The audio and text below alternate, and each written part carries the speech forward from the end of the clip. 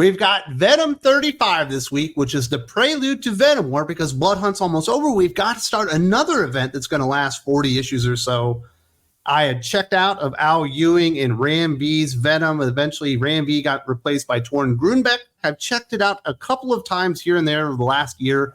Have not been interested. I knew I needed to read this book, and it was so much worse than I could have imagined. This is easily worst of the week, and I think there are a lot of bad comic books out there. I read the first 13 issues of this volume of Venom. I stopped because it seemed really pointless and like it was going nowhere. So I have not checked in on this book. This is issue 35 in almost 2 full years. I can say beyond a shadow of a doubt, they have not advanced this plot at all in 2 fucking years. I personally like Kafu. I think Kafu is a very, very good artist. I love it when he worked over at Valiant Comics especially, but he's done really good work at Marvel in the past. He's the artist on this book. And I do not want to detract from the art itself, because I think the art is good. It's cool. It's got a nice vibe to it. But there's a page in here, and I know he does the very best he can, and I know we're getting into the story, despite we're supposed to be talking about art first. But when Dylan Brock shows up from the future as Cable on the last fucking page, I wanted to set fire to my tablet that I was reading it on. It's exactly Cable. Even has the scar over the eye, the white hair, the goatee, gun slung over the shoulder, the body armor. I'm like, all he's missing is some pouches and shoulder pads and a robot arm, and he's literally Cable. I do like Kafu's art for the most part, but that design for future Dylan Brock, and honestly, every time they showed Eddie Brock's face, the mustache part of his beard looks fucking terrible because he looks way too hipster douchebag. Like I said, I like the art, but that final page reveal of Dylan is Cable is like, I don't think this is a Kafu idea. It's got to be now a Ewing idea, but it's literally the same bullshit over and over again. They literally cannot come up with a new concept or idea to save their lives at this point. They literally are not doing anything new anywhere. Hey, we got a character that's kind of a child right now, and we're going to put them into the future and have them their future self come back.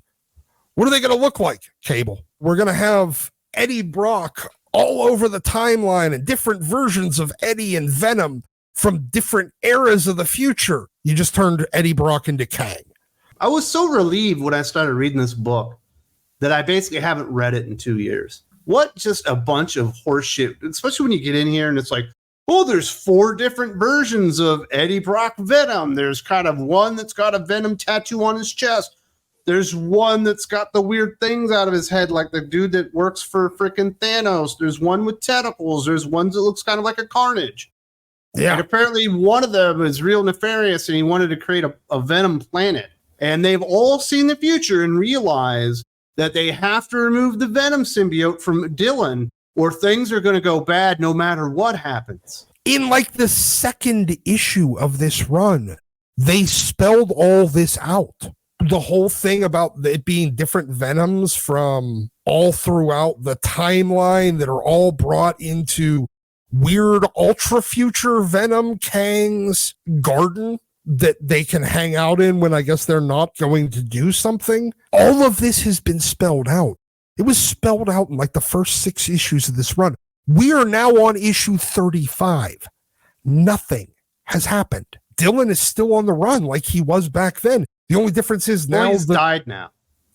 Oh, he's died? He died and went to the end of time and saw the future and then was resurrected. Okay, yeah, so nothing happened. He's literally in the exact same spot. Now he has knowledge. Now he has knowledge, but the symbiote isn't on him currently and not, it's wandering about, but the same fucking other cat symbiote is right there. Yeah, we'll get to that stuff. Because I do want to talk about this. Okay. For some reason, whenever Al Ewing writes anything, people act like there's something amazing about it, even though it doesn't sell very well unless it's Immortal Hulk. People are like, oh yeah, this is so deep and what a great concept. I'm tired of hearing it. I think Al Ewing is incapable of executing any of his ideas, even if they are good.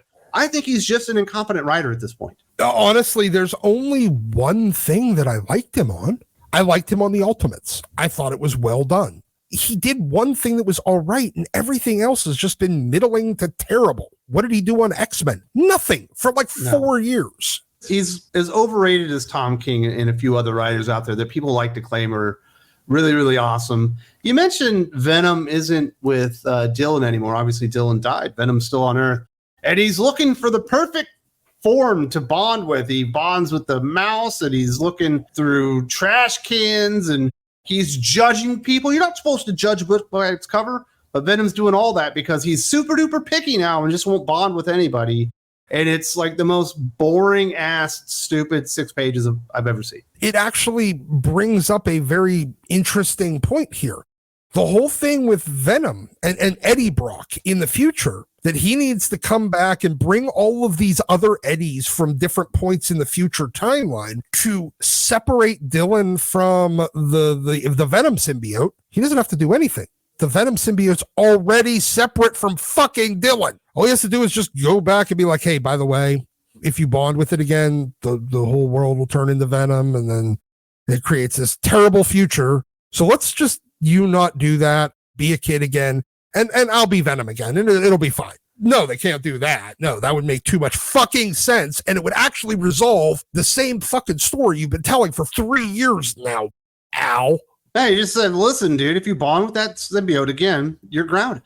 Yes. No questions asked. Exactly. Ground him. He's your kid. Wait, hold on. So in the interim, Dylan now died and went to the end of the time and then came back. Yeah, that's the exact same thing that happened to Eddie in like the first or second issue after he got shot by those missiles in the motel. It's literally the exact same plot 3 years down the line. You know what? No wonder fucking Ram V was involved. Even he quit because his story wasn't going anywhere. And he is the master of telling stories that don't go anywhere. Yeah, we do see Dylan. Apparently, maybe he's in the sewers or something. He's underground. He's got his own personal mongoloid version of Iron Man, I guess. And he's having dreams about the future and all this kind of stuff. I wish they would get rid of Dylan Brock permanently. Not kill him off. Too. Just let him move in with his mom and never come back. Yes. Look, as much as I did enjoy Donny Cates' run on Venom, the problem with it, and this is the thing that I always bitch about every time characters have kids in comics, the characters stop being the character we liked, and then they just end up being the dad or mom version. 90% of your plots are now going to be about the fucking kid, which kills any interest that I have in continuing to read your story, because your story isn't about you anymore. It's about your kid. That's where we're at. That's so where did he get Venom. a retarded version of Iron Man? Well, supposedly that cat symbiote thing, Sleeper, whatever it is, made it. That's the only thing that I noticed that's different. Like, hey, we got a retarded robot Iron Man here. It looks like a life model decoy got its skin ripped off. Maybe it's I imagine Master Blaster, or at least Master, whichever one was Master Blaster, the big tall one that was dumb. That's the one that's in the suit. Yeah, that's what's in the suit. He's got the mind of a child. Yeah, like all it is just standing there doing nothing. You know what? I saw the towering robot bodyguard story where it never says anything, and was much, much better when Joe Casey did it with Agent Orange in Wildcats version 3.0. I don't know what this is. I don't care what it is, because we are literally 3 years into this story and nothing has advanced. What I'm, I guess, most happy about is that I haven't been keeping up with Sleeper. This is easily the most annoying thing about the entire book, is this weird motherly symbiote cat thing. There are way too many symbiotes as is. Freaking Black Widow's got a symbiote. We're about to have Wolverine with a symbiote. Everyone gets a symbiote. And I do think Sleeper is the worst one out of them all. At one point, Sleeper is even like, I think of you as a brother, Eddie or Dylan. I was like, no, you don't. You think of Dylan as your son because you're acting like his mom the entire time. Like, it doesn't even make sense. I'm pretty sure Sleeper was Annie from a different universe wearing kind of a War Machine armor with a symbiote over top of it. Now it's in our universe because that's the only red, like black and gold symbiote that I recall. But now it's in our world as a cat. For some reason, this symbiote doesn't actually need to bond to anything. It can just make itself perpetually. Are we thinking it's not bonded to a cat? No, it's not bonded to a cat the same way that Venom wasn't actually bonded to a rat. It just made itself into the form of a rat, because it even talks about it. I was a dog for a while. Like, since he's just sentient goo, just took the form of a Rottweiler so that it wasn't actually have to be attached to Eddie. It could operate independently. That's all that the symbiote's doing there. But it always tired it out. It tired the symbiote out and made it hungry. What? We're at 3 years now. It has been nothing but a cat. Also, pretty sure it's Dylan's mom from another universe. I give up. Apparently, the good news is, for all of us, we only need to buy one copy of Venom every 2 to 4 years. I guess I'll see you to review this again in somewhere mid 2026. We can review Venom again, because that's the next time the next plot point will occur. So that is our review of Venom 35, and I couldn't be more happy with this comic book, validating my decision to stop reading Venom and having zero interest whatsoever in Venom War. And after reading this, Doc, somehow I have less than zero interest in Venom War. I do too. Well, I guess we don't really need to read this book again. I mean, Venom War will happen and nothing will change. Maybe Cable Dylan will replace real Dylan in our timeline, and real Dylan will be sent into the far-flung future to be raised by a guy that looks suspiciously like Eddie Brock, but not Eddie Brock, in the way, way far future. And maybe then he'll get sent back to the past to stop something to prevent his future from occurring, because the King in Black will be back. But wait, I'm sitting here going, how much can they steal from Cable's plot? He already stole his design. Let's just steal his entire story from the 90s. Just redo it all, but with Dylan Brock instead of Nathan Summers. Yeah, it's the house of old ideas or recycled ideas now. Yep. Nothing original or new. Like, this is a very frustrating comic book.